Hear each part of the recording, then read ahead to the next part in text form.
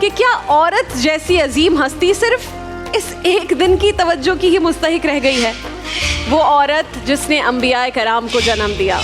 وہ عورت جس نے اولیاء کرام کی تربیت کی، وہ عورت جس کی گود میں شہیدوں نے پرورش پائی، وہ عورت جس کی کوکھ سے بڑے بڑے دلاوروں نے جنم لیا، وہ عورت جو ایک ماں کی حیثیت سے ادب،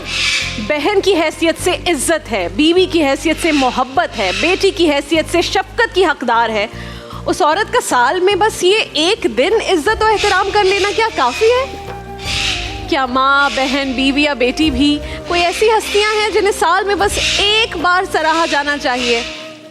کیا عورت کے حقوق کی بات کرنے کے لیے کسی ویمنز ڈے کا انتظار کرنا پڑے گا؟ کیا واقعی اس طرح سے عورت کا حق ادا ہونا چاہیے یا ادا ہو جاتا ہے؟ یہ میرا سوال ہے آپ سب سے۔ عورت تو جناب وہ ہے جسے ہمارے مذہب نے کتنا قابل تقدیس ٹھہرایا ہے، ان آیات کے ذریعے آپ کو اس بات کا اندازہ ہو گیا ہوگا۔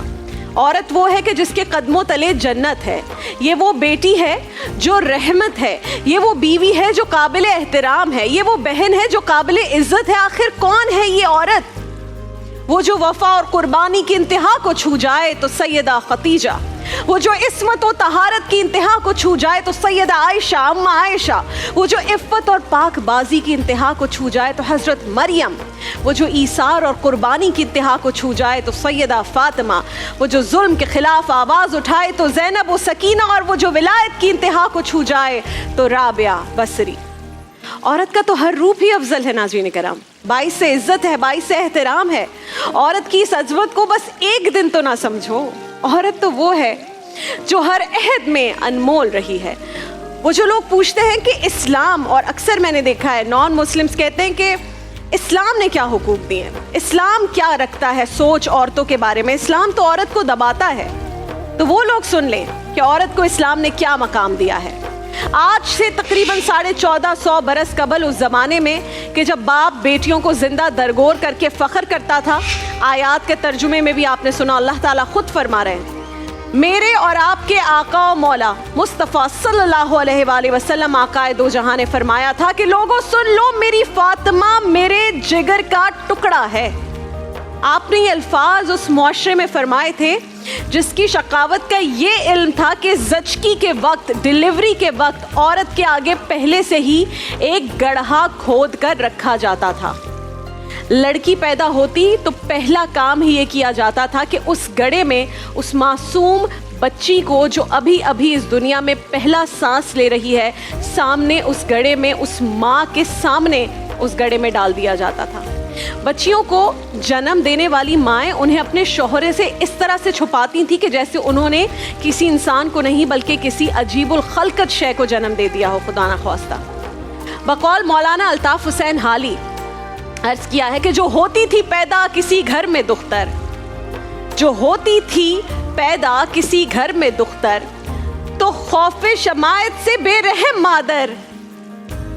دیکھتی تھی جو شوہر کے تیور، کہیں زندہ گاڑ آتی تھی اس کو جا کر، وہ گود ایسے نفرت سے کرتی تھی خالی، جنے سانپ جیسے کوئی جننے والی۔ تو اندازہ کریں